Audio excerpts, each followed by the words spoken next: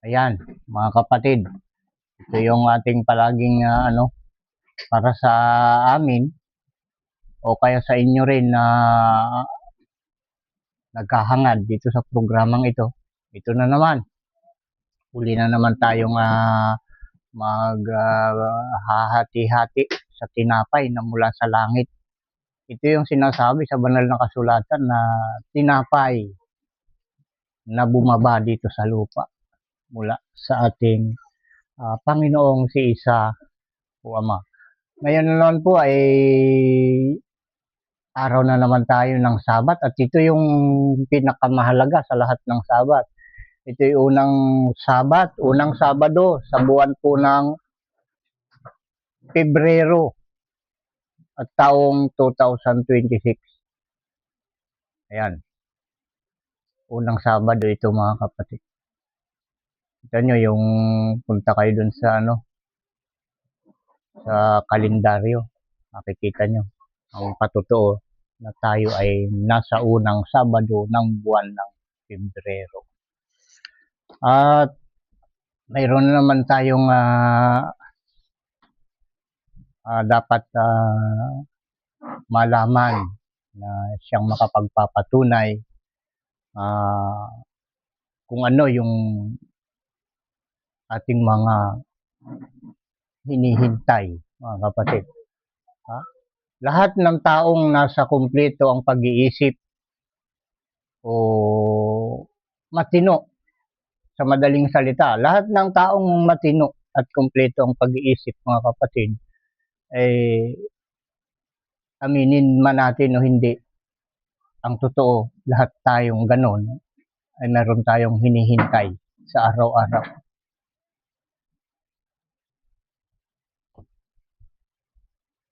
At yan ang ating malalaman ngayon, mga kapatid, kung ano ba talaga yung ating mga hinihintay. At lahat ng mga bagay, mga kapatid, mayroon yung pinakamahalaga. Meron yung mga bagay na pare-parehas ang tawag, mga bagay na pare-parehas kung tingnan, pero magkakaiba ang kanilang mga kalidad, mga kapatid. Magkakaiba yung kanilang uri o klase. Kagaya din ng mga pag-aantay natin, may mga inaantay tayong bagay sa araw-araw, sa bawat oras, sa bawat taon. Pero yung may bagay, mga kapatid, na higit sa lahat nating hinihintay. Diba? Bago tayo dumako ron, mga kapatid, saan man kayo naroroon, ano man ang inyong katayuan sa buhay, mga kapatid, ano man ang inyong itsura, walang pinipili ang programang ito. Welcome kayong lahat dito, mga kapatid. Importante dito, kung kayo ay may pangdinig na dapat ipangdinig, ay makinig, mga kapatid. Sa inyong lahat, ang biyaya, awa at kapayapaan ng ating Ama sa pamamagitan ng Espiritu ng kanyang panganay na anak na si Isa na ating Panginoon ng mga Panginoon at ating Hari ng mga Hari ay sumainyo nawang lahat. Siya nawa at siya nawa. Ito mga kapatid, yung binabanggit natin kanina, siguro sana wag tayong hanggang 30 minutes lang sana tayo para hindi rin mainip yung mga nakikinig. Piliin na lang natin yung napakahalaga. Pero mga kapatid, ito mahaba mahaba. Meron yung simula sa 1 hanggang 24. Pero yan. Simula sa 33 hanggang 39. Simula sa 1 hanggang 20. Para mahaba. Nagsimula sa 1 hanggang 13. Ito mga kapatid, kayo na mga nakikinig, ano bang iniintay ninyo? Mamaya, anong iniintay ninyo na inaasahan nyo darating? Yung iba naman, solve na sila sa araw na ito. Dumating na sa kanila yung kanilang mga iniintay. Yung iba naman, kinabukasan, ang inaantay na darating. Yung iba sa susunod, yung iba sa susunod na buwan, yung iba sa susunod na taon. At taon-taon mga kapatid. Kagaya ng mga nakakulong, di ba mga kapatid? Mahina-hinatulan sila ng ganoong taon. Inaantay nila yung kanilang paglabas. At balita ko mga kapatid, may iba daw ata na na sumusubra na yung nila, yung pagka-stay nila doon sa kanilang kinakukulungan na hindi pa rin pinapalabas. Mga ganong issue ang tawag doon mga kapatid. Nababalita yan eh. Nasusubrahan. Dumating na yung oras sana ng kanilang paglaya. Kung bakit hindi napapansin, hindi pinapalaya. Sino kayo magkasalanan sa ganon, mga kapatid? Pero ang ating Ama, pag siya'y nangako, antayin natin.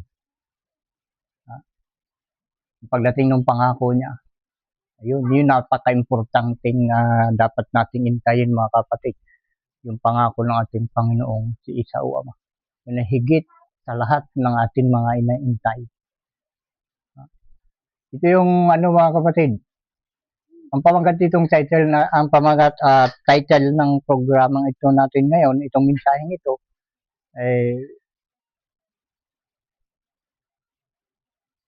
ang pinakamahalagang hinihintay. Pati yung mata ko mga kapatid. Kamu na, inom muna tayo ng mainit na tubig.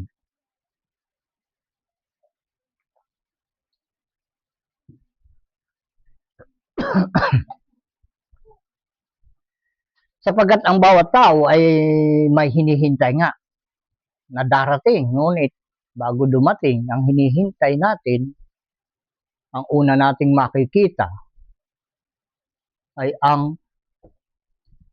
ay turo na natin ito. Ilang beses na.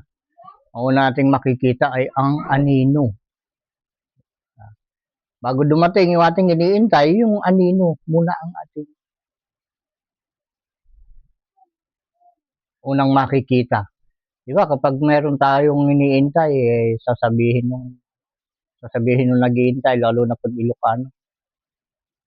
Awanin, jakpay makita, ure ang niniwan na. Di ba? Alam niyo yun, yung mga ganong mga salita. Nakarinig na pa kayo ng ganon. Ure ang niniwan na, awan pa'y makita. Kahit anino, sa Tagalog ganon din.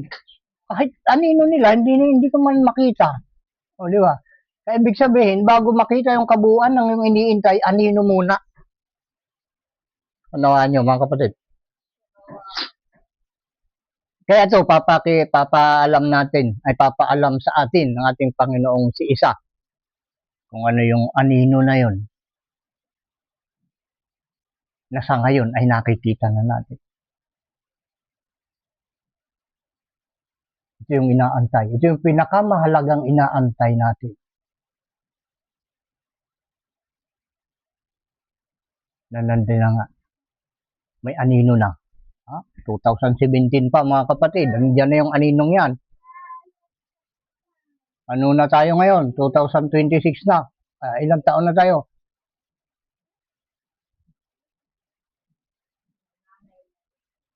Siyam na taon na mga kapatid. May nakapansin na ba sa aninong ito? Ito yung mababasa natin doon sa Hebreo 35:37 mga kapatid. Tingnan nga natin. Papaliwanag sa atin yung kahalagahan ng pag-iintay at yung mahalagang hinihintay. Kabanggit kanina. Hebreo 10.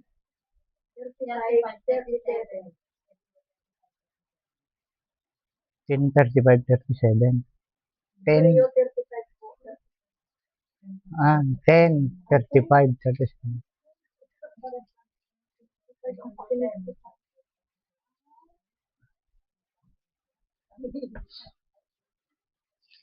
Ten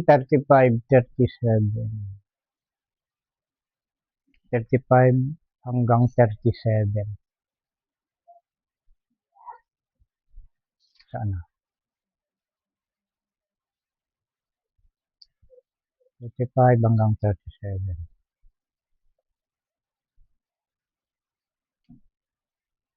Yung mga lapis ninyo, ballpen, o kung walang ballpen, pwede ring lapis.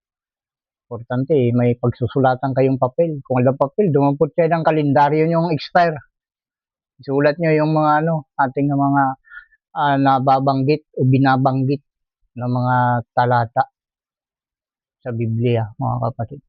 Yan yung nagsisilbing saksi sa lahat ng ating mga sinasabi. Yun yung malinaw o matibay na patotoo, mga kapatid. Dahil yan ay nakasulat.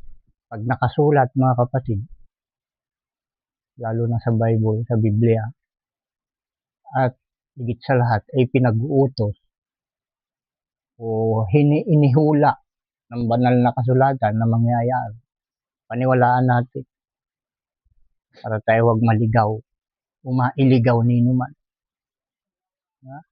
Basahin natin Hebreo 10. Ayan, basahin na natin.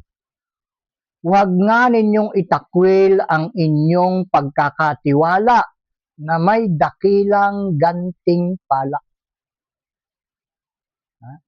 Kung kayo nagtiwala nung una sa inyong pakikinig, nagtiwala kayo na ang salita ng ating Panginoong si Isaw Ama na nakasulat dito sa banal na kasulatan ay totoo, kumapit kayo doon. Huwag nating itakwil yun, mga kapatid. Ano man ang mangyari. Dahil anuman ang mangyari, pag hindi mo itinakwil ang utos ng ating Panginoong si Isaw Ama, anuman ang mangyari, wala sa iyong mangyayari. Ano ba nyo? Sa kanila meron, pero sa iyo wala. Walang mangyayari. Anumang mangyari, pag hindi mo itinakwil ang utos ng ating Panginoong si Isaw Ama, anuman ang mangyari, wala sa iyong mangyayaring masama. Kahit umulan pa dyan ng apoy, basta kumapit ka sa kanyang utos, hindi ka niya pababayaan. Itong salitang ito na binasa natin 35, huwag nga ninyong itakwil ang inyong pagkakatiwala. Kung nagtiwala kayo nung unang pakikinig, kumapit kayo doon. Huwag kayong bibitaw. Na may dakilang gantimpala. Tuloy natin. Sapagkat kayo'y nangangailangan ng pagtitiis. Pakinig na mabuti. Upang kung inyong magawa ang kalooban ng Ama, ay magsitanggap kayo ng pangako. Narinig nyo na ba ang mga pangako ng ating Ama sa langit? Kailangan lang puhunan natin dito pagtitiis. Napakarami. Unang-una, dapat natin pagtiisan ngayon yung mga tukso. Dahil ang may-ari ng tukso, ang hari ng tukso at ng kamatayan ay ang dyablo. Pag dinaig ka ng tukso, ayan, maghahari sa iyo yung kamatayan. Ano nyo? Sa 37, sapagkat sa madaling panahon, siyang pumaparito ay darating at hindi magluluwat. Darating yan. Hindi yan magluluwat. Ibig sabihin, hindi magtatagal. Siyang darating. Yun yung tunay na darating. At tandaan nyo mabuti may darating talaga. Hindi magluluwat. Yung iba kasi, sa tagal ng panahon na nakikinig sila ng mga salitang ito na pagdating ng Panginoon, marami naghihintay. Yung iba nga, nangamatay na. Diba? Dahil sa kawalan ng pananampalataya. Ayun, nangamatay na. Dahil ang tunay na may pananampalataya, mga kapatid, kailanman ay hindi matitikman ng kamatayan. Yun ang pangako ng ating Panginoong si Isaw. Ay yung iba nagsasabi, lahat mamamatay. Talaga, lahat mamamatay. Lahat ng hindi sumasampalataya, mamamatay talaga. Kung may pananampalataya ka, buhay ka. Yung mga namatay na yun, mga kapatid, walang pananampalataya. Ngayon, may sasabihin nyo, bakit ang Panginoong si isa ay namatay din. So, tingnan nyo mabuti mga kapatid, siya nag-exhibition lang yun. Parang ano lang, parang bagang tumambling lang siya noon. Na parang siya nakatayo, tumambling na sa baba yung ulo. Tumayo uli. At bago naman nangyayari sa kanya yun, ay sinabi niya siya muling bubuhayin ng Ama. Siya papatayin at muling bubuhayin sa ikatlong araw. O, di ba? Alam niya na siya papatayin dahil nga sa sobrang pagtitiwala ng mga tao sa kanilang kakayanan. Akala kasi nung unang panahon, hanggang ngayon, pag sila na ay nasa katungkulan, ay nasa kanila na ang lahat ng pagkakataon. Nasa kanila na ang desisyon sa lahat ng mga bagay, mga nasa tungkulin. At yun ay babalik ka din ng ating Panginoong si Yahweh ang mga ganong pananaw. Yan ay ginawa ng mga mga eskriba ang tawag doon sa Biblia. Na pag hindi tayo humigit doon sa paniniwalang yun ng mga eskriba, ng mga pumatay sa ating Panginoong si Yahweh, kailanman hindi tayo makakapasok sa kaharian ng langit. Pag hindi natin hinigitan yung kanilang paniniwala, maka-stay tayo sa kung ano yung kinagis natin ng mga gawain. Kaya pinagbili niya sa atin, huwag natin tuladin yung mga ginawa o pinamana sa atin ng ating mga magulang na gawain. Ang tuladin natin kung ano ang ginawa ng ating Panginoong si Isa o Ama nung siya'y nandito pa sa lupa at inuutos niya na ating gawin. Yun yung napakahalaga ngayong araw na ito, mga kapatid. Yan, yun yung paparito. Yan. Kaya, ang payo ngayon, kung ikaw ay mayroong pangdinig na dapat ipakinig, yan ang payo. Makinig, mga kapatid. Dahil ano man ang ating ginagawa o tinatanggap, ay mayroong kaukulang papremyo sa atin, kapalit.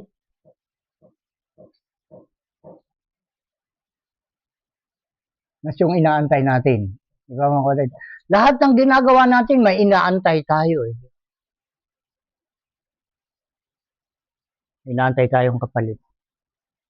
Yung iba naman ay kumbaga sa nakikiupahan, yung iba ay naiutang na. Diba? Sabi sa Ilocano, gikarkaro lang. Yung iba naman ay makikiupahan pa lang. Tatapusin yung maghapon, sa hapon, ay saka sila susweldohan. Yung iba ganun. Yun yung kanilang inaantay. Pagdating ng hapon, may sweldo na.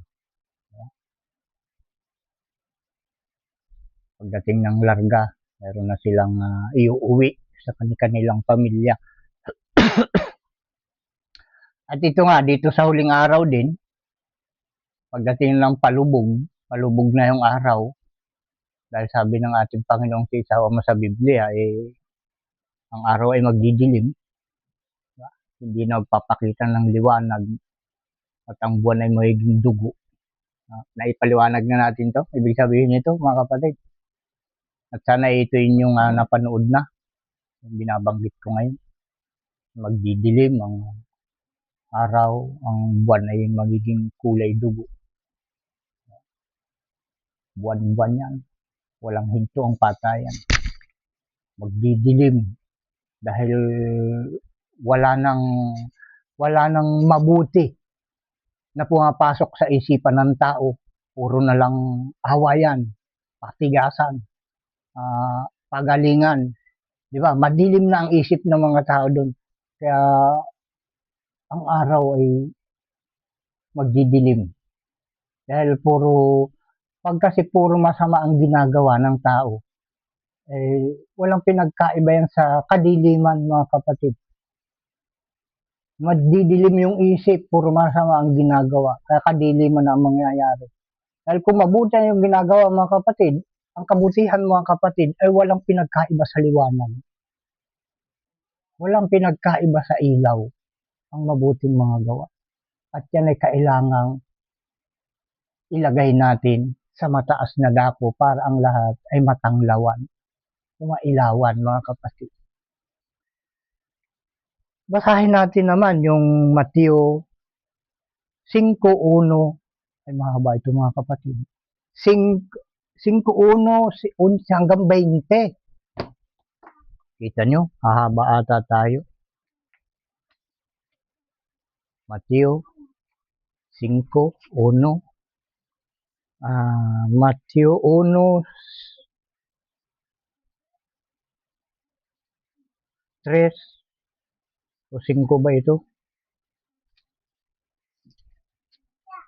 Tingnan nyo mga paliwanag mga kapatid. Yung pangbungad nating mga binabanggit kanina, tandaang mabuti. Yung may inaantay tayo. Yung kabuuan at pinakamahalaga na ating iniintay. Babasahin natin ito ng buo mga kapatid at ating ipaliliwanag. Yung Mateo 5:1-3 hanggang 11 hanggang 20 mga kapatid. Dahil yung bago natin ito binanggit, ang sabi dito, anuman ang ating ginagawa o tinatanggap ay mayroong kaukulang kapalit. Nakita nyo, ito yung paliwanag dito. Basahin natin buo ito. Nakuha na natin? Basahin na natin. Mateo 5:1-3 hanggang 11, 17 hanggang 20. At pagkakita sa mga karamihan ay umahon siya sa bundok. Ito yung ating Panginoong si Isa na sinasabi niya rito. At pagkaupo niya ay nagsilapit sa kanya ang kanyang mga alagad. At binukan niya ang kanyang bibig at tinuruan sila na sinasabi, mapalad ang mga mapagpakumbabang loob, ang kapalit, sapagkat kanila ang kaharian ng langit. Kita nyo? Ito yung aantayin nung mga mapagpakumbabang loob. Ito yung antayin ninyo. Sa inyo ang kaharian ng langit. Yung mapagpakumbabang loob. Ayun yung antayin nyo. Yung mga mapagpakumbaba. Ha? Hindi yung pag nagalit yung kapitbahay, galit ka rin sa kapitbahay mo. Wala, hindi makarating sa iyo ang kaharian ng langit. Diba? Ang sinasabi dito na mapapasa kanila ang kaharian ng langit ay yung may magpakumbabang loob, mapagpakumbabang loob. Diba? Kaya kung gusto mo na mapapunta ka o maparoon ka sa kaharian ng langit, pilitin nating magpakumbaba, mga kapatid. Dahil yung kapalit na ating aantayin. Ayan. Sa 3, mapalad, sa 4 na ba? 4? Okay, 4. Mapapalad ang nangahahapis sapagkat sila'y aaliwin. Alam niyo yung nahahapis? Ano ibig sabihin yung nahahapis? Yun, yung mga problemado. Mga problema o nalulungkot dahil sa mga kakulangan nila sa pangangailangan sa araw-araw. Ang pangako dito, mapalad ang mga nangahahapis sapagkat sila'y aaliwin. Diba? Yung mga nalulungkot dahil sa mga kakulangan ng kailangan sa araw-araw. Tandaan nyo mabuti, aaliwin din kayo dyan. Yun ang inyong antayin. Huwag yung pag ikaw ay nalulungkot dahil kulang ka sa mga kailangan sa araw-araw, magnanakaw ka dahil yun ang alam mong solusyon. ay hindi darating sa iyo yung pag-aliw na pangako ng ating Panginoong si Isaw. Hayaan mo lang, sa kalungkutan na yung nararanasan, hayaan mo lang na dumaan yung kalungkutan, lilipas din yun. At may darating na pangako ang ating Panginoong si Isaw Ama na mang-aaliw sa iyo. Maaaliw ka rin dahil bibiyayaan ka ng ating Ama dahil yung mga kalungkutan na binigay sa iyo nung panahon na yun ay pagsubok lamang. Kung ikaw nga ay gagawa ng masama o hindi. Yung kalungkutan yan ay problema, di ba? No, problema ka. Kung ano yung kakainin mo bukas. Kung ano yung iyong tutustusin sa mga gastusin mo. Problema ka lang ganun. Hayaan mo lang lumipas yung ganun. Ang ating Panginoong si Isaw Ama ang magbibigay ng solusyon na higit pa sa yung inaasahan, mga kapatid. Number 5. Mapalad ang maaamo sapagkat mamanahin nila ang lupa. Yun yung maamo na nakikinig ngayon. Alam niyo, ibig sabihin ng maamo, mga kapatid, kung ano yung batas na nandito sa lupa, kailangan sumunod tayo. Yun yung isang paraan ng pagiging maamo, mga kapatid. Dahil nakasulat yan, sa banal na kasulatan. Kung papaano ang pagsunod natin dito sa lupa ay ganun din sa langit. Kung ano yung pagsunod natin sa langit, yung mga utos na galing sa langit na nandito nakasulat sa banal na kasulatan, kung ano rin yung batas na nandito sa lupa na nakasulat na patakaran, sundin din natin.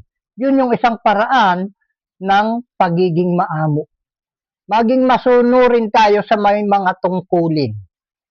Na yung batas naman ay pinatutupad nila ay itinatag din naman ng maraming pumirma, mga kapatid. Sino yung mga maamo? Tingnan natin ang ating sarili. Tanungin natin ang ating sarili kung tayo ay maamo. Alam niyo, hindi maamo, tahasang sinasabi ko sa inyo, yung mga rebelde. Yun na hindi maamo. Diba? Saka nakakita ang rebelding maamo. Mabagsik. Ayan. Yun ang tama sa kanila. Mapanghimagsik. Ayun. Kaya tayo mga kapatid, galit sa atin yung mga mapanghimagsik.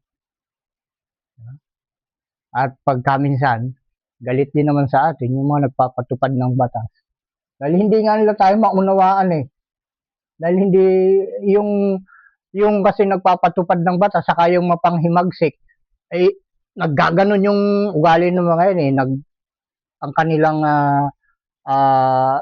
pinag-uukulan ng atensyon ay ang masa. Nagpapagalingan sila kung ano yung maganda sa paningin ng masa. Ganun lang naman sila. Papagandahan. Pero walang maganda. Parehas silang may pagkakamali, mga kapatid. Dahil ako ay naranasan ko. Parehas may mali sa kanila. Iisa yung kanilang paraan. Pananakot. Diba? Tatakutin ka para maniwala ka sa kanila. Bibilangan ka. Hanggang ilan pag hindi ka sumunod. Kamatayan. Yun yung paraan nila. Ayun mga kapatid.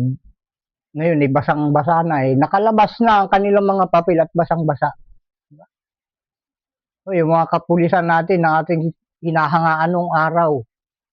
May mga grupo na mga pulis na mga magdanakaw. At yung kapwa din nila pulis yung nanghuhuli sa kanila. Diba? Ayan, parte ata nung Bisaya yan. Yung Bisaya. 6 na mga kapulisan na huli sa pagnanakaw. O yung ba nasa linya na yun ng parang maamo dahil sila nagpapatupad ng batas. Kasamang pangitain. Yan, mapapalad ang maamo sapagkat mamanahin nila ang lupa.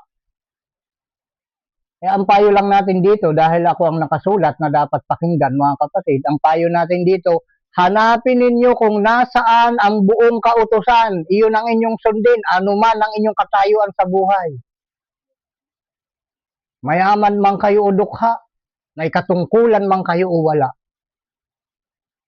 Mga kapatid, buong kautusan ng Ama, kailangan huwag nating iwawala yan sa ating buhay at pamumuhay sa araw-araw. Para tanggapin natin itong mga pangako na ito. Mapalad ang maamo sapagkat mamanahin nila ang lupa. Di ba? Ay yung hindi maamo, mga matatapang, ay paano nila mamanahin ang lupa? Ay ikipag-away yung mga yan, di ba? Bangayan. Yan. Nagbabantaan sa isa't isa. Yan. Kaya yung maamo, sino maamo dyan? Sikapin ninyo na maging maamo kung hindi pa kayo maamo. Kung kayo naman ay maamo na, ay steady lang kayo sa ganyang anong tawag dyan, attitude ba? Ganyang ugali, ganyang gawain mga kapatid. Dahil yung pangako ng ating Ama ito, iniisa-isa natin. Sa number 6, mapapalad ang nangagugutom at nangauuhaw sa katuwiran sapagkat sila'y bubusugin. Kita nyo, yung mga mapapalad ang mga nagugutom at nauuhaw sa katuwiran. Ayan. Itong inyong lingkod na nagsasalita sa inyong harapan. Talagang tayo'y gutom at uhaw sa katuwiran. Dahil ang batas nga natin, nako, sabi nila, ikabagyan ko yun eh. O, di ba? Sorry ka, dahil hindi kita kabagyan, kabagyan ko yun. Yan, mayroon tayong pangganyan. Kasalukuyang nangyari. Diba? Kasalukuyang nangyayari. Kabagyan daw nila, kaya tutulungan nila ng husto. Diba? Kahit mali yung ginagawa at pinapatunayan natin yun na hindi tama.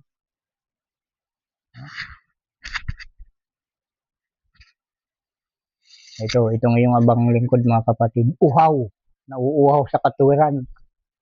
Nagugutom, gutom na nga, uhaw pa. Diba? Ay dito sa lugar na ito mga kapatid, maraming galit dito sa akin.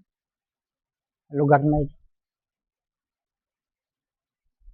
Diba? Ang tingin ng karamihan dito mga kapatid, ang tingin nila sa akin, parang ano ba, parang yung uto-uto. Ginagawa nilang ganun. Umaayon lang ako sa mga sinasabi nila, wag lang nila ako gagalaw.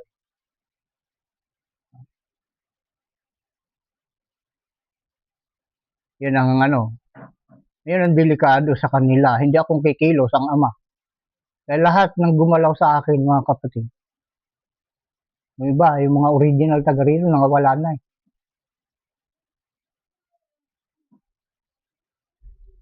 Nangawala. Yung mga nag-iisip sa akin ng masama, mga kapatid. O yung mga nakikinig dyan, baka mayroong nakikinig sa mga live. Tanungin ninyo kung sino yung mga tao. Puntahan niyo ako dito ng personal. Tanungin ninyo kung sino yung mga tao na pinagtatawanan ako at kung ano-anong pinaggagawa sa akin na palihim. Pero mga pinsanin din naman nagsabi sa akin. Yun, nawawala ba? Dahil hindi sila gumagawa ng mabuti. Ang pinakamaganda dito, kung ano yung nakikita nyo, na pinagagawa sa akin ng ating Ama, makipagtulungan na lang kayo sa akin mga kapatid. Para mabuti ang inyong sasapitin. Dahil ngayon, panahon na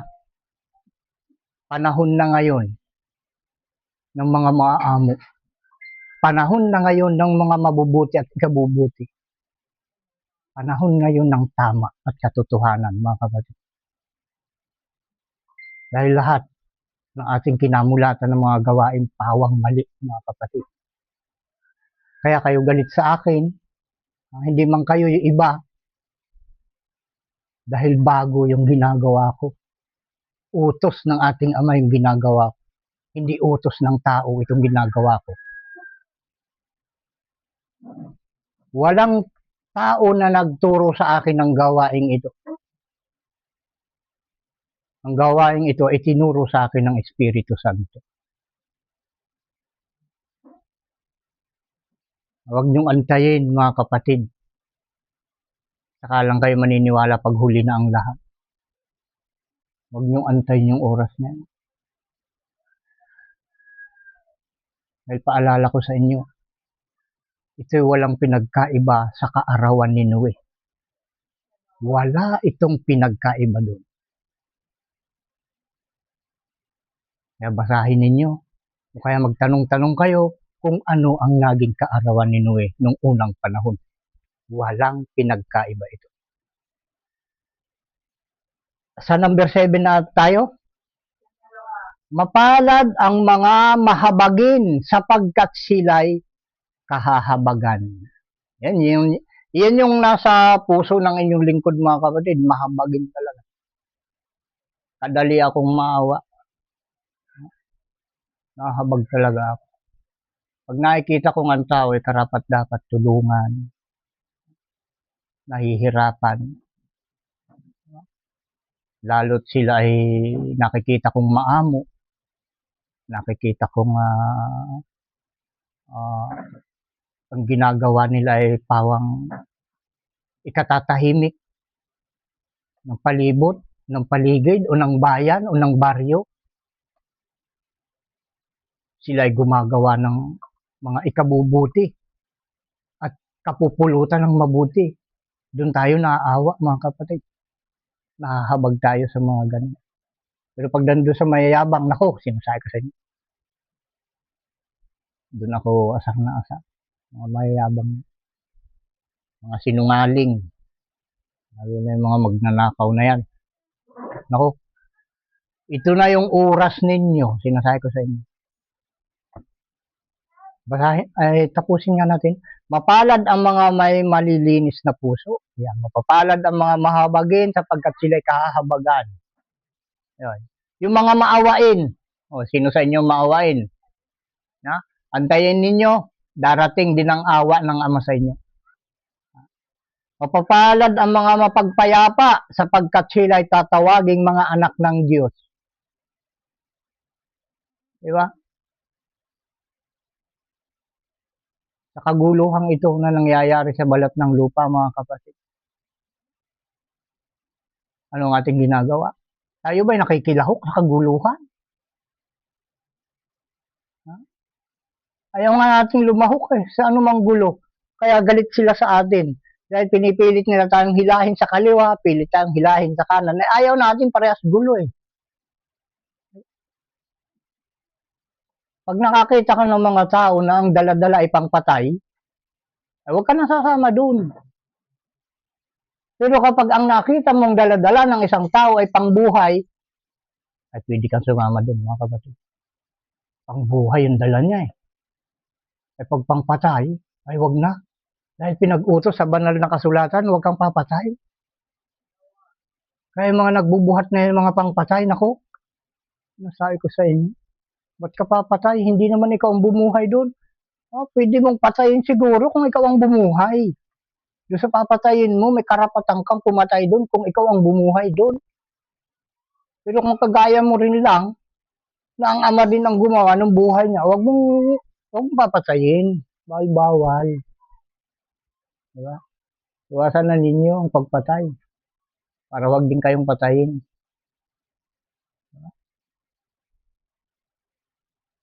Dahil ang taong mamamatay tao ay hindi paruroonan ng buhay na walang hanggan. Kailanman hindi makakarating sa kanya ang buhay na walang hanggan. Ang mga taong pumapatay. Asa na tayo? Sa 9? Sa 10. Mapapalad ang mga pinag-uusig dahil sa katuwiran sapagkat kanila ang kaharian ng langit. Ayun, mga kapatid. Ilan na nagsipag-usig sa akin, mga kapatid? Marami yung umuusig sa akin dito. Inuusig nila sa akin pawang kamalian.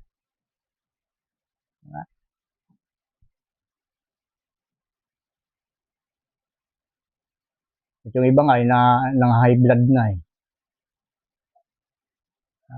Sa pang-uusig nila eh. Ngayon, yung pinag-uusig ngayon, mga kapatid, sa katuwiran, gumagawa ka na nga ng tama, inuusig ka pa, ang tawag sa iyo, sa iyo ang kaharian ng langit, mga kapatid. Kapag inuusig ka, o kaya nagagalit sa iyo ang karamihan ng ayon sa matuwid mong ginagawa, ibig sabihin, tagalangit ka, mga kapatid. Ang tao na pinagagalitan ng dahil sa katuwiran na ginagawa niyang mabuti, iyon yung tagalangit, mga kapatid. Tingnan niyong mabuti kung sino ang inyong inuusig o pinagagalitan, mga kapatid. Tingnan niyo mabuti, baka mas maganda yung ginagawa niyo kaysa sa inyo.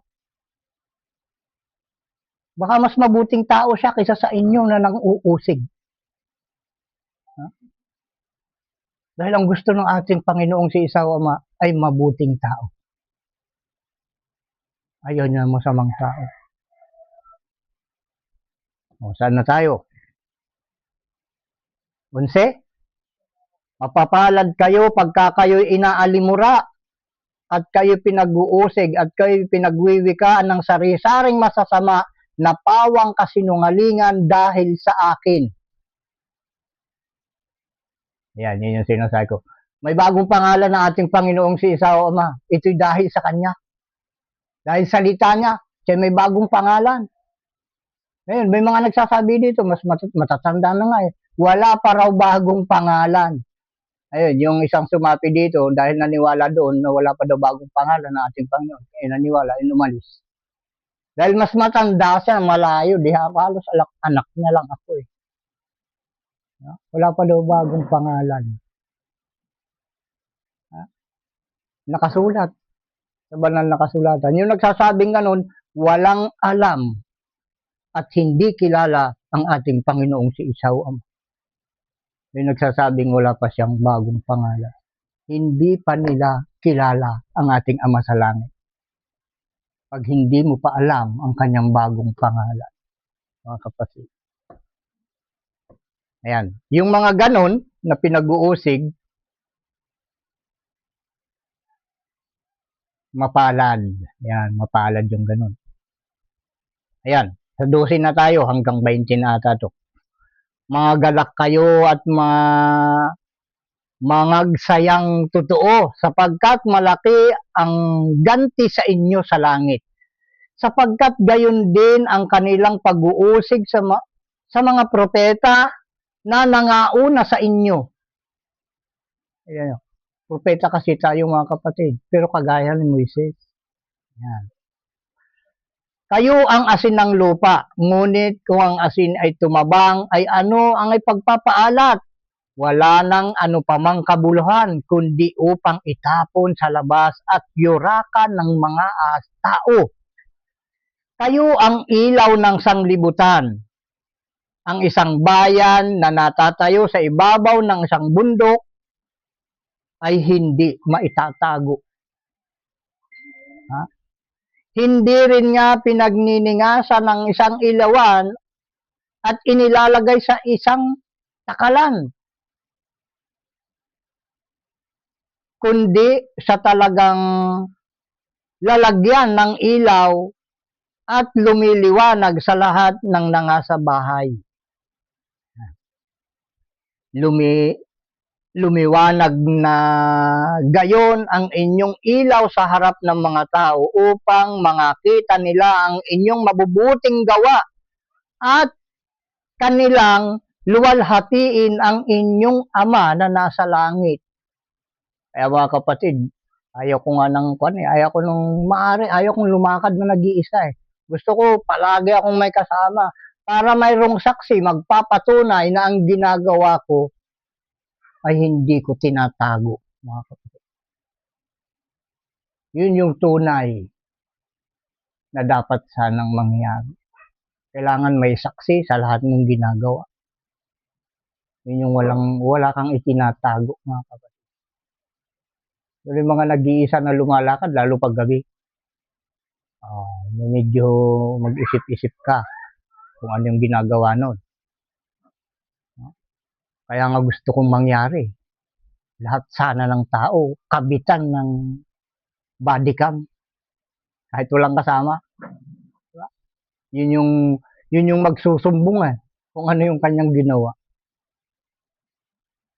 Lahat sana ng tao, ma-issuean ng body cam. Camera, ang katawan, harap at likod. Tapos naka-record lahat ng sinasabi. Diba?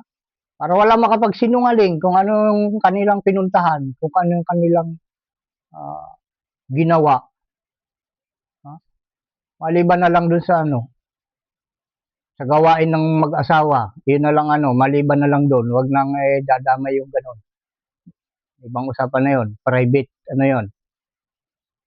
Ang tawag doon? Private issue ba ang tawag doon? Pang na yun pang sarili na yun Pero para sa ikabubuti ng lahat, dapat hayag ang lahat natin ginagawa. Walang kalukuhan na nangyayari sa araw-araw. Walang dayaan. Walang kasinungalingan. Yan ang gusto mangyari ng ating Panginoong si Isaw Ama. At yan ay mangyayari, mga kapatid. Hindi pwedeng hindi mangyari yan. Mawawala nga ang mga makasalanan sa lupa at mawawala ang masama Mauubos lahat Maghari yung mga banal at mga tapat at totoo, mga kapatid. Kaya humanda na yung mga nagsisipag-ibig sa paggawa ng masama at ng mga kasalanang gawa, mga kapatid. Dahil yan ay pawala na ng pawala. Sabi ko sa inyo. Ako isipin ko lang yan, natutuwa ako pag nawala yung ganyan. Kung ako lang masusunod, gusto ko ngayon na Lahat ng masama mawala na Lahat ng mga kasalanan malipol na. Kung ako lang ang masusunod para magkaroon ng kapayapaan. Dahil pag nandyan yung mga makasalanan, andyan yung mga kasamaan, kailanman hindi lalabas ang kapayapaan, mga kapatid.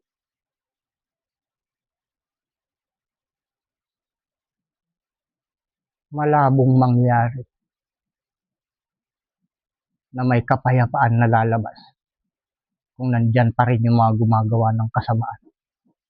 Nandyan pa rin yung mga makasalanan. Ituloy natin, saan na tayo? 14? 17 na ba? Huwag ninyong isiping ako'y naparito upang sirain ang kautusan o ang mga propeta. Ako'y naparito kundi upang hindi upang sirain, kundi upang ganapin. Sapagkat katotohanan ang sinasabi ko sa inyo, hanggang sa mga wala ang langit at ang lupa, ang isang tuldok o isang kudlit sa anumang paraan ay hindi mawawala sa kautusan hanggang sa maganap ang lahat ng mga bagay. Pansinin ninyo, mga kapatid, bawat sulat dito may tuldok, may kudlit, mga kapatid. May question mark. Sa 19, kaya't ang sino mang sumuway sa isa sa kaliit-liitang mga utos na ito at ituro ang gayon sa mga tao ay tatawaging kaliit-liitan sa kaharian ng langit. Datapwat, ang sino mang gumanap at ituro, ito'y tatawaging dakila sa kaharian ng langit. Sapagkat sinasabi ko sa inyo, na kung hindi hihigit ang inyong katuwiran sa katuwiran ng mga eskriba at mga pariseyo sa anumang paraan, ay hindi kayo magsisipasok sa kaharian ng langit. Alam niyo yung mga pangangatwiran ng mga eskriba at ng mga pariseyo? Alam niyo mga katwiran nila? Ay yung mga eskriba, yun yung mga nangangaral ng salita ng ating Panginoong si Isaw Ama. Sabi, huwag kayong mga ngalunya. Bawal kayong mga lunya. Aba, yung asawa naman 3. Ba? Hindi nga naman nag-aasawa hindi nga naman siya nangangalunya ng iba, asawa ng iba. Pero yung asawa naman niya ay 3. Ay ang utos sa banal na kasulatan, ang tunay na lingkod ng Diyos ay asawa ng isang babae lamang. Di sa paglabag na, kung asawa mo ay 3. Tapos, kung mag-utos pumatay, ganun na lamang. Yung mga katwiran ng mga eskriba, mga pariseyo, mga sumasamba sa mga Diyos-Diyosan, mga kapatid. Gumagawa ng mga larawang inanyuan na sinasamba nila. Pag hindi tayo humigit doon, kailangan higitan natin yun eh. Ay hindi tayo makakapasok sa kaharian ng langit. Pag ganun pa rin ang pangatwiran natin, mga kapatid. Kailangan mag-iba tayo. Tayo ay mga bagong lahi na. Yung lahi ng ating Panginoong si Esau ang naging masunurin sa buong kautusan, mga kapatid. Yun natapos natin yung 2. Tayo hanggang 4 eh. Kita nyo, yung mga pangako na yan, mga kapatid, sa mga maamo, sa mga masunurin. Yan eh, walang pinipili. Ang tatamaan yan ay tao eh. Tao na tumutupad sa mga utos na yun. Yung mga mahabagin, mapagpakumbabang loob. Basta tao ka, dukha ka man o mayaman, sakop ka niyan, kapatid. Maganda ka man sa paningin o pangit, importante, sumusunod ka sa utos ng ating Panginoong si Esau Ama para makarating ng kanyang mga pangako. Dahil pag nakarating sa iyo mga pangako ng ating Panginoong si Esau Ama, ikaw ang isa, kasama ka sa mga gagandang nilikha ng Ama. Kapag ikaw ay sumusunod ng buong kautusan. Dahil ang tunay na kagandahan ng nilikha ng ating Ama na tao ay yung mga sumusunod sa kanyang buong kautusan, mga kapatid. Yun yung mga tunay na magaganda. Maging lalaki ka man o babae. Dahil ang nilikha ng Ama lang, mga kapatid, na tao ay lalaki lang at babae. Wala siyang nilikha na bakla kung bakit may lumabas. Wala siyang nilikhang tumboy kung bakit may lumabas. Na gano'n. Yun yung mga pagsubok sa kanila yon. Pag hindi mo na kaya, pag hindi mo nakayanan yung pagsubok na sa buhay mo, pakaramdam mo lalaki ka, ay kapain mo yung katawan, abay babae. Paano naging lalaki? Katulad ng bakla. Sabi nila, babae sila. Abay kapain mo, ilalaki naman. Ha? Yung napakalinaw na kasinungalingan. Diba? Tama ba ako? Mali. Ikaw na babae, sabihin mo, lalaki ka. Sino linuloko mo? Yung sarili mo din lang. Ikaw na lalaki, sabihin mo, babae ka. Sino linuloko mo? Yan lang makasama kasi sa batas, inaayunan yung mga hindi tama. Pero kung susundin natin ang utos ng ating Ama, mawawala yung mga ganyan. Hanggat pinapayagan ng batas ng tao na lumaganap yung mga maling gawain ng tao, hindi hihinto. Hindi hihinto ang kasamaan. Kailangan pag masama na, pag hindi na ayon sa utos ng ating Ama, putulin na yan. Kumbaga sa ilaw, pag nandyan na yung liwanag, andyan na yung araw, patayin mo na yung ilaw. Ha? Dahil may araw na eh, panahon na eh. Panahon na ngayon ng katotohanan, panahon na ngayon ng paggawa ng mabuti.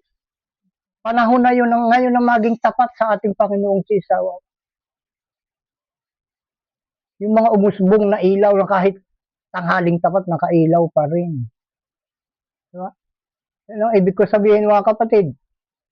Hayag na sila ay lalaki, sasabihin nila ay babae sila. Pinagpipilitan nila na sila ay ilaw. Samantalang may higit na maliwanag. Yung araw. Na yung araw ay yung katotohanan. Na sila nga ay lalaki, ngunit nagkukunwaring babae. Diba? Naunawaan nyo, nakuha nyo, ibig ko sabihin. Inuulit ko, kayong mga bakla, kayong mga tumboy, kayo sinusubok lang ng Ama. Kagaya ng pagsubok na nangyari sa akin. Sa kabila ng kahirapan ng buhay, ako ang inuutusan niya. Noon pa, matagal na mga kapatid. Year 2000, inutusan ako ng Ama na sabihin sa sanglibutan itong mga bagay na ito. Dahil nga sa ang pagsubok sa akin ay nilikha ako ng ating Ama na dukha. Iniisip ko hindi ko kaya dahil dukha ako. Dahil ang mga nagtuturo ng salita ng Diyos ay mga mayayaman. Paano ko makakaya ay dukha ako mga kapatid. Kaya lakas tanggi ako dito mga kapatid. Ayaw kong gawin.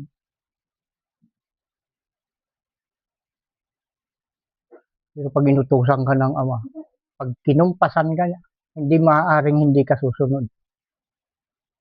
Susunod at susunod ka.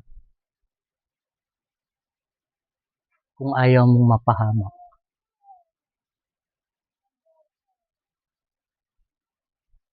Yung mga pangako siya eh. Yung mga pangako siya sa mga sunusunod. Ay doon ako humawak mga kapatid.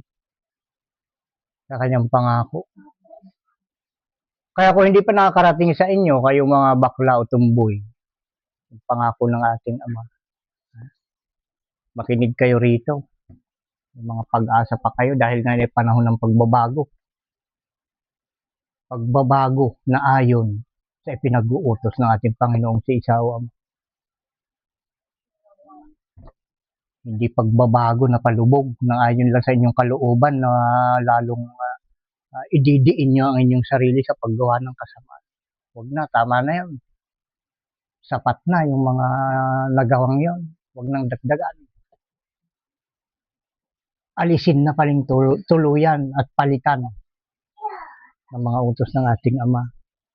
Nasaan na tayo? Matapos natin yung 20. Diba? Ayan, kaya nga walang pinipili dito. O, tingnan nyo dong ano. Doon naman sa Lucas 16:19. 25 hanggang 26. Lucas 16:19. Anong oras na tayo? Mahaba na. Ay, wala pang ano. Wala pa isang oras. Lucas, anong pagkabanggit kanina?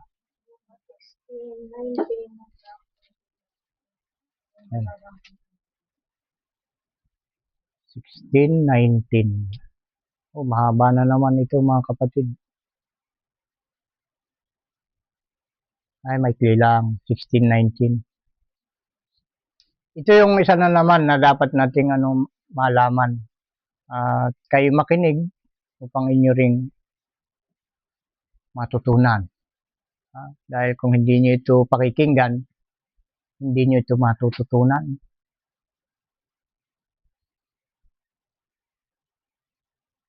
Lucas 16:19, 25 hanggang 26, basahin na natin. Mayroon ngang isang taong mayaman. Nakita niyo mga kapatid, anong ibig sabihin nito? Sabi natin kanina, walang pinipili dito, mayaman o mahirap. Ito yung isa. Mayroon ng isang taong mayaman at siya'y nagdadamit ng kulay ube at masisilang lino o tila. At sa araw-araw ay kumakain ng sagana. At isang pulubi na ang pangalay Lazaro, lipos ng mga sugat at inilagay sa kaniyang pintuan at naghahangad na mapakain ng mga mumu. Alam niyo yung mumu, mga kapatid? Yung mga nahuhulog na kanin na galing doon sa pinggan o kaya yung hindi tumatama eksakto sa bibig, mahuhulog sa sa sahig, sa lamesa.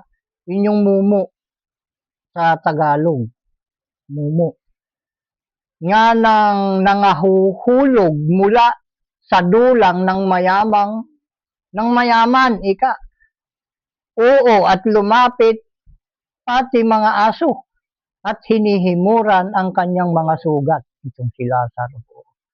At nangyari na namatay ang pulubi at siya'y dinala ng mga anghel sa sinapupunan ni Abraham at namatay naman ang mayaman at inilibing at sa Hades na nasa mga pagdurusa ay itiningin niya ang kanyang mga mata at natanaw sa malayo si Abraham at si Lazaro ay nasa kanyang sinapupunan.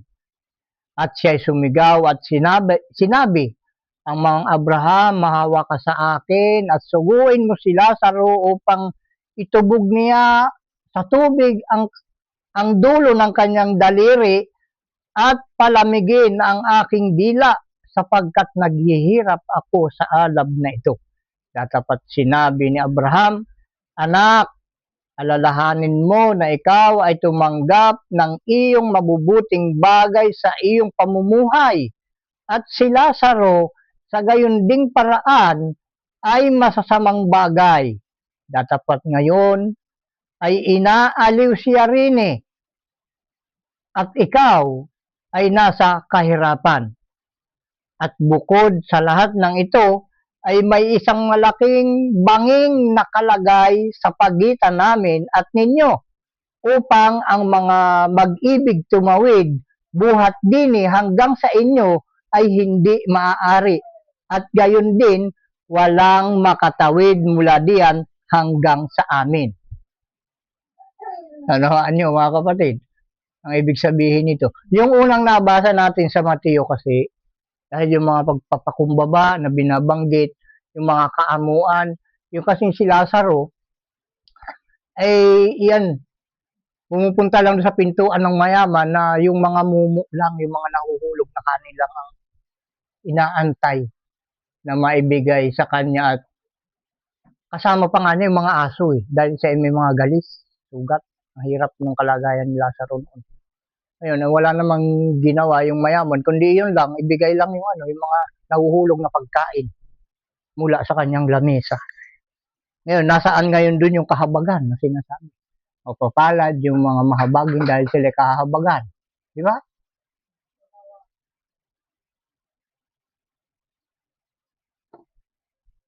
Kaya hindi nahabag si Abraham. Dahil hindi rin marunong mahabag yung mayaman kay Lazaro. Nanunawaan nyo?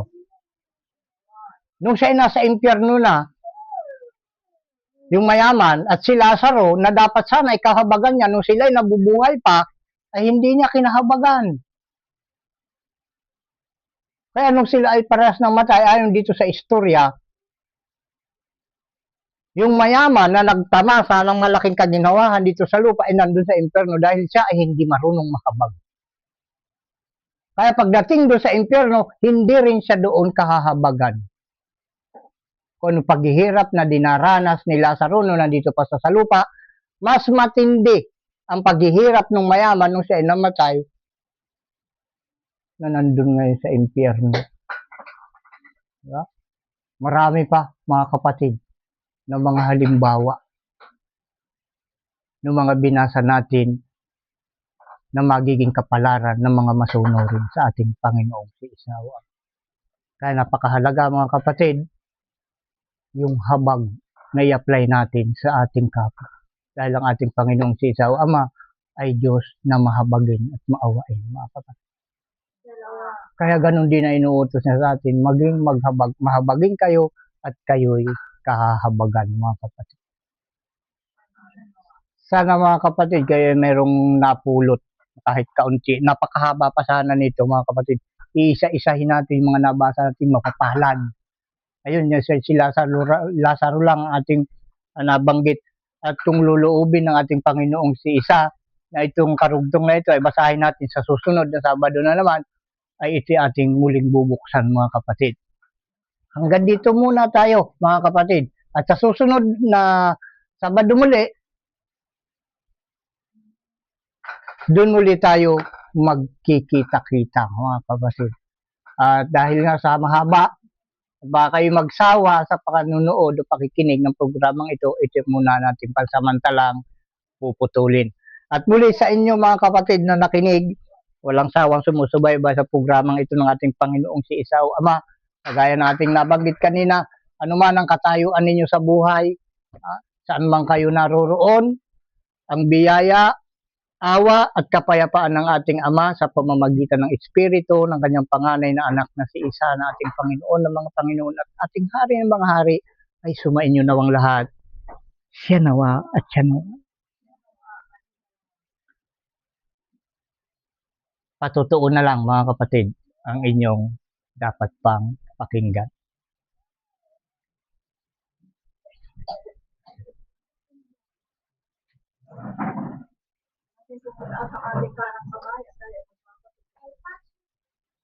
Ang magpawalang halaga sa kautusan ni Moises sa patutuo ng 2 o 3 saksi ay mamamatay ng walang awa.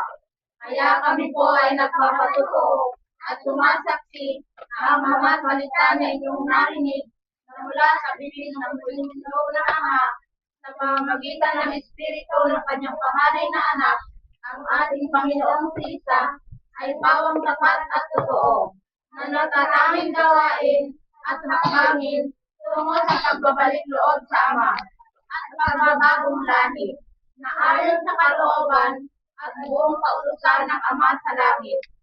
Ang pinagkakatiwalaan at sinugo ng Panginoong si Isa sa gawain at samahang pagkakaisang ito ay ang anak ng tao na propetang gaya ni Moises, na ito ang dapat na pakinggan ng lahat ng mga tao sapagkat ayon sa aklat ng mga gawa 3:22-23, tunay na sinabi ni Moises, ang Panginoong si Isa o Ama ay magtitindig sa inyo ng isang propetang gaya ko mula sa gitna ng inyong mga kapatid. Siya ang inyong pakinggan sa lahat ng mga bagay na sa inyo'y sasalitain niya. At nangyayari na ang bawat kaluluwa na hindi makinig sa propetang yaon ay pupusaing lubos sa gitna ng bayan. Siya nawa at siya nawa. Siya nawa at siya nawa. At yan, magbatian na tayo ng